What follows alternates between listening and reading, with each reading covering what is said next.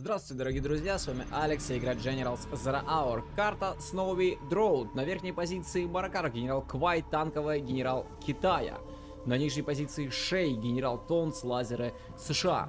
После просмотра попрошу вас написать комментарий, поставить лайк. Те, кто не подписался, подписывайтесь, бейте в колокол. Поддержать выход новых видео донатом можно по ссылкам в описании. Ну что ж, данный матчап, на мой взгляд, играется достаточно легко. Что же касаемо танка, выходим в 2 сапплая, 2 военных завода, спамим кучу готлов, пропаганда, потом ЕЦМки и пытаемся душить лазера. Естественно, не забываем про вышки, не забываем про нефтепереработку. Есть и коробки, можно выйти в 3-й сапплай. Также не забываем про филд, хотя за танка миги очень и очень дорогое удовольствие на самом деле. Естественно, у нас есть лотос, можно захватить центральные постройки, можно забежать на базу к американцу и что-нибудь тут поделать. И вообще идеально было бы Гатлингу куда-нибудь заехать под сапплай и чинуки срезать, чтобы америкоса притормозить. Ну а что же касаемо американца, как мы видим, стандартный билд, 2 сапплая, электростанция, военный завод, казарма. Ну и ждем Хаммер, которым будем сейчас ловить эти самые Гатлинги, которые, я уверен, что поедут под эти чинуки. Можно, кстати, вывести лазер-танк также для защиты, тоже очень классное оружие против тех же гатлов. Фаербейзы тоже очень неплохо справляются. Ну и, кстати, труповозы от танкиста тоже было бы интересно увидеть на самом деле. Ну и, естественно, стратегия Search and Destroy, то ждем стратегический центр, ну а там уже дальше до командных центров, до повышений, ну и чья же возьмет. То есть, в принципе, с одной стороны, на словах это все очень даже легко, но вот на деле тут уж у кого, как говорится, умелые руки. Ну и вот как раз-таки слева уже лазер-танк приехал защищать позиции Шея. Сапплаи вовсю работают, справа Firebase и Гатлинг, про тот, который я как раз-таки и говорил, уже идет вперед. Сразу же лазерлок. Подходит Хаммер. Работает Firebase и Гатлинг -1 уже Шей принял. А вот вторым Маракар отступает. Он тут получал от лазерного танка и уходит. Вот тут бы уже бы ЕЦМочку на самом деле было бы неплохо пригнать. И, кстати, не забываем, конечно же, про посты, потому что ракетчики очень и очень хорошо, в принципе, бьют лазер-танки. Но было бы неплохо, конечно, бы еще бы предварительно его ЕЦМку бы подморозить. Минус Гатлинг, Хаммеры работают, а здесь ЕЦМка, точнее, лазер-танк отступает. Тут ракетчики идут в погоню, плюс есть Гатлинг, но есть Хаммеры.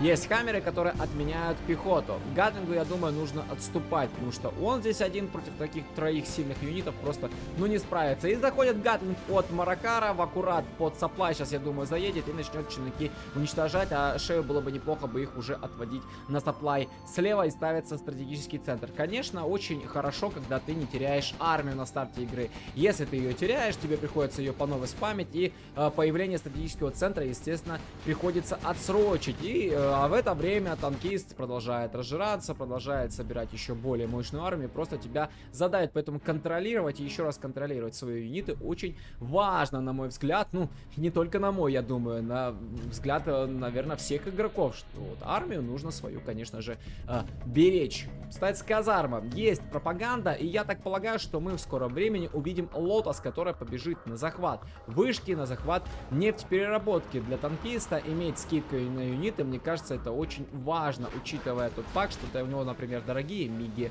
И навряд ли пойдет танкист во вторичную экономику, потому что она у него дорогая, она, в принципе, наверное, бесполезная в какой-то степени. Ну, поэтому вот пока есть деньги у танка, плюс есть какая-то вторичка в виде там вышки той же, есть скидка в юниты, он будет давить, давить и еще раз давить. Нужно держаться. Есть 3 Хаммера, есть медичка, есть лазер-танк, много готлов, плюс ЕЦМки, плюс посты. Вот началось, уже очень близко подъехал здесь Маракар к базе Шея, а слева тем временем лазер-танк заехал, и вот ЕЦМка его просто морозит. Просто морозит, и этот лазер-танк бесполезен. Естественно, для того, чтобы спамить лазер-танки, нужно иметь запас энергии. Если у тебя нет энергии, естественно, просто у тебя все остановится. Ну вот, как раз сейчас, что здесь? Стратегия меняется? Нет, энергия кончилась. Вышел еще один лазер-танк, и все, энергии больше нет. Ну и приехали, как говорится. Просто эти танки встали колом, и ты ими, ну, не повоюешь. Хаммеры гоняют. Потихоньку выцепляет здесь Шей у Маракара Гатлинги, но и также Гатлинги с ЕЦМками на месте не стоят, и минус Хаммер. 3-й сапплай. Хаммеры близко подошли к саплаю, к этому самому. Только-только, видимо, его тут Маракар отстроил и уже теряет. Очень хороший заезд на самом деле. Подсрезали здесь экономику. Лотос работает, есть вышка, есть нефтепереработка. Что же касаемо Шея, он также поставил казарму. Еще одну. Учит захват и спамит рейнджеров. Будет также себе вышку с нефтепереработкой захватывать. Ставится бункер на защиту. Есть казарма, можно садить ракетчиков. Слева лазертанк уничтожили. Пробивает тем временем домик. Минус ракетчик. Лотос пошла вперед. Лазертанк замораживает с помощью ЕЦМ танка. Здесь камеры. Можно высадиться ракетчиков в домик посадить. Пускай будет здесь на всякий случай. Будет мешать Маракару. Плюс разведка. ЕЦМки морозят с 3 сторон. Много гатлингов. Здесь бы что-то потяжелее. Посты. Здесь бы не повредили посты против этих лазер-танков. На самом деле камеры слева заходят. И, кстати, можно было бы и полковника Бартона заюзать Шею. Есть же стратегия? Да, есть стратегический центр. Значит, и ждем Бартона. Еще готовятся камеры тем временем. И выход в третий сапплай было бы неплохо иметь сейчас от Шея. И выучен ли захват? Захват есть, нужно вышку захватывать. Тем временем лазер-танки уничтожаются, камеры отступают. Заходит Лотос. Заходит Лотос, и ее тут нечем контрить. Ставится командный центр. Ставится КЦ. И вот как раз таки полковник Бартон заходит и ставится фифт от Маракара. Ждем Миги. Мигами контролить хаммеры очень четко. Сейчас придется Шею просто тратиться на Мстителей. И как бы Мстители ездят очень медленно. Придется как бы маневрировать. Как бы так, ну, тяжелее станет соответственно. И плюс ограничиваться. Там где-то придется, может, даже второй военный завод добавлять. Ставится КЦ. Здесь отменил почему-то строительство КЦ. Шеи просто ставят его в глубине базы, скажем так. Большая армия от Маракара. И не менее, как бы армия, да, такая тоже не маленькая, в принципе, от Шея. Тем временем работает Бартон и просто заминировал здесь сапплай. Сапплай взорвался. Сейчас еще и отменится просто военный завод. И просто Маракар его расподает. Хочет хоть какие-то деньги себе вернуть. Идет дозер. Идет дозер. Опять поставил третий сапплай Маракар. Лотос тем временем пришла под вышку и может даже попробовать ее перехватить. И вновь схватка на центре. Схватка на центре. Лазер-танк. И не один. Плюс камера работает. Из своих ракетчиков Шей рассадил здесь под домиком. Они будут очень хорошо помогать в борьбе с Маракаром. И Маракар, кстати говоря, теряет свою армию, по-моему. И спалился Бартон с помощью поста здесь спалился. И Маракар отработал с помощью мигов, я так полагаю. Да, и Бартон минус. Но он хорошо здесь прошел. Минус завод, минус сапплай. Камеры идут вперед. Минус ИЦМ-ка. Миги взлетели, подморозили, еще и Миги с напалмом, хорошо. Так еще и Хаммер выцепил здесь ЕЦМ танки, и не одни, тут вчетвером просто его заморозили, гатлы с постом доработали, хорошо. Очень и очень хорошо. И, кстати, перехват вышки Маракар сработал, но минус Лотос. И вышка сейчас будет возвращена обратно к Шею. И, кстати, есть КЦ, третий ранг, мы сейчас увидим просто А10. Видимо, 10, а здесь лазер-танк, я так понимаю, да, от ЕЦМ здесь замерз, потому что энергия-то есть. Вот лазер-танк стоит, и он работает. И вот как раз-таки появляются Мстители, чтобы с мигами сражаться. И вышку назад себе Шей возвращает. Чинуки вовсю добывают, с экономикой, в принципе, порядок. Ну, надо третий сапплай выходить. Ой, как он нужен. А здесь тем временем миги работают, миги с напалмом. Их тут пока только 3, ну вон четвертый я вижу. И ставится КЦ. У Маракара также скоро третий ранг, и мы увидим арт-удар. Ковровка у танкиста, к сожалению, только на 5-м. И А10 двойная залетает. Минус бункер, минус сапплай. Здорово. Очень хорошее повышение. Стоит Гатлинг, дежурит. Мало ли тут кто-нибудь под вышки забежит. И, кстати, с помощью Лотоса танкисту было бы неплохо захватить вот эти позиции. В принципе, как и американцы тоже через рейнджеров захватить арту, захватить ремастерскую и получить ремонт. Получить ремонт на всей территории карты. И минус лазер-танк. Здесь тем временем бежит полковник Бартон. Шей, возможно, хочет заминировать просто вышку с переработкой. Но там Гатлинг, который, если что, отменит этого самого полковника Бартона. 2 завода на месте. Полное звено мигов на месте. Командный центр практически готов. У Маракара вот-вот будет третий ранг. Очень и очень здорово. Слева ракетчик в домике сидит. Вот эти дома было бы неплохо уничтожить на самом деле. Зачем давать разведку Шею? И у Шея есть деньги. И вот почему он не выходит в третий сапплай, пока мне непонятно. Добавляется еще одна электростанция, потому что много лазер-танков, боится без энергии сейчас Шей остаться. Миги в воздухе. Много гатлингов, ПЦМки, пробивается домик здесь, горит, и до талого просто вместе с пехотинцем уничтожен. И смещается Маракар направо и достаточно близко здесь к позициям Шея. Тут есть арт-платформа, кстати, наверное, надо было поближе подпустить. поближе подпустить Маракара. И, кстати, через Бартона, тут все-таки Бартон сел в домик, через домик здесь Бартон уничтожил Гатлинг. Есть 3 ЦМ-ки, ну что они тут будут делать против Бартона, правда? Да ничего они не сделают, собственно. Домик уничтожается, но его можно починить, и минус ракетчик. Отступает Маракар и с помощью своего лотоса захватывает арту. Я так полагаю, да, и также ремастическую. Даже Дози сюда пришел, будет здесь бункер, я так полагаю. И большая армия у Шея, на самом деле. По крайней мере, судя по миникарте, ставится еще один Firebase. Ну, даже не один, даже вот 2, и в сумме их будет уже 3. То есть задефался тут немножко. Шей как бы тяжеловато, что ли, ему? По-моему, да, все-таки как-то танкист достаточно еще пока сильный. Но у него один из саплаев уже заканчивается. И, кстати, не дали уничтожить вышку.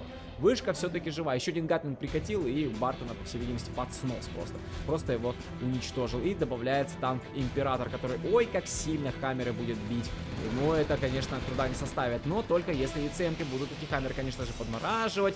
Если еще в сочетании с мигами, как бы вот миксовать, еще раз миксовать. Но тут армия просто огромнейшая. И Бартон новый бежит вперед, и полетела арт-удар. И я так полагаю, что он на вышку сейчас. Еще один Firebase добавляется. Арта на вышку, это, ну, 100%. Подступает Маракар. И артиллерия вышку сейчас уничтожит. Да, вышка минус. Вторичная экономика сейчас, скажем так, в виде вышки у Шея отменяется. И, кстати говоря, у него же был отменен стратегический центр. И я не уследил этот момент, каким образом было это сделано, пока не ясно. И он его перестраивает. Скорее всего, с помощью Лотоса, я так полагаю, Лотос смогла забежать, но она по-прежнему живет и рядом с тем, который вот новый строится. А здесь тем временем Шея идет в атаку. Идет в атаку, тут бункер, ЕЦМки, все это морозится. Миги потерял Маракар, 2 мига, 1 миг, ладно, потерял. Но 3 возвращаются хотя бы на базу. Посетители, конечно, очень мешают. Ну вот ЕЦМки, конечно, они тут просто пробку какую-то создали. И не может Маракар толково как-то отбиться. Здесь строится Серч, Лотос уже на изготовке просто стоит и ждет, когда он застроится, чтобы его просто отменить, перехватить, отменить там, как уж получится. Остались только лазер-танки, ну и один камер. Есть один Мститель, который замерз от ЕЦМки. Есть также медичка, которая подхиливает, и сейчас скроют бункер. До саплая, я думаю, даже 6 здесь доберется. Там миги в воздухе. Минус тем временем Мститель, и миги бьют по лазер-танкам. И они, ну, по крайней мере, один погибает, остальные отступают. А здесь ракетчики от Маракара бьют медичку и почти забрали, и вновь миг залетел.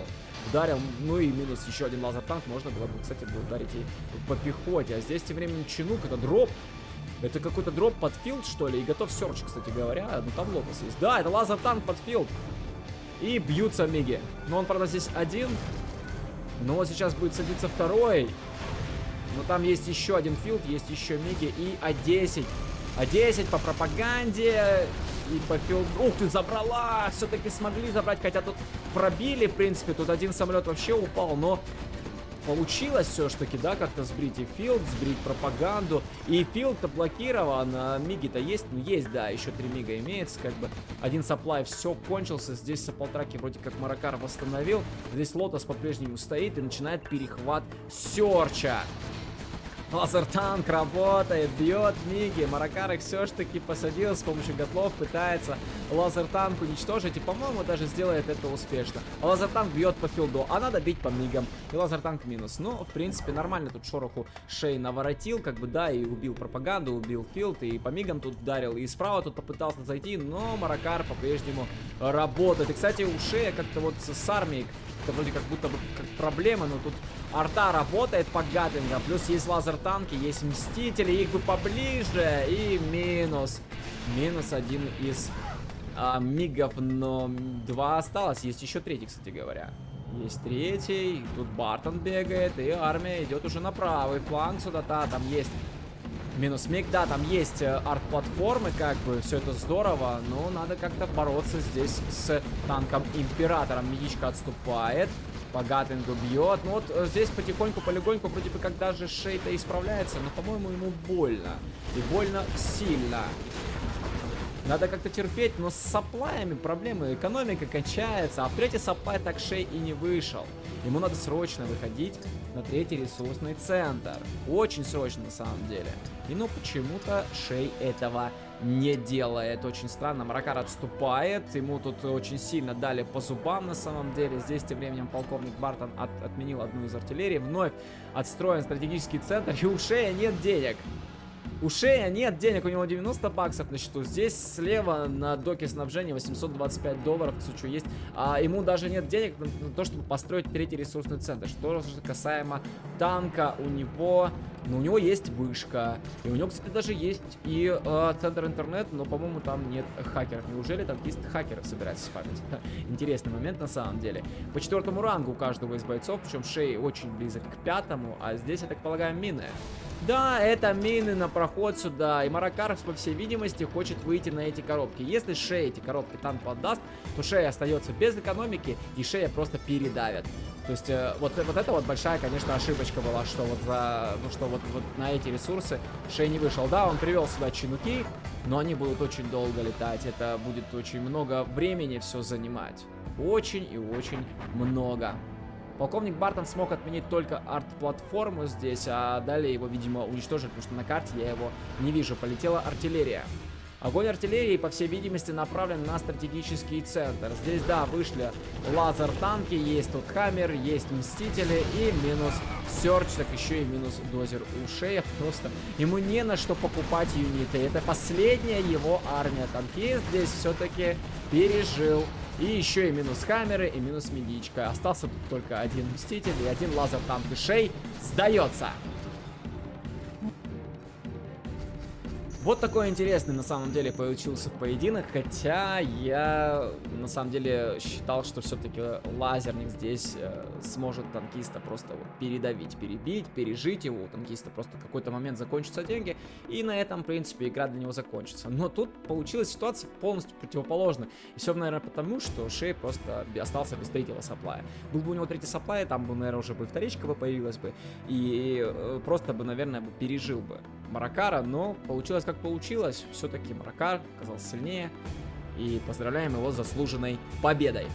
Ну а на сегодня это все. Если вам понравилось данное видео, то пишите комментарий, ставьте лайк, подписывайтесь на канал. С вами был Алекс, играйте в генералы.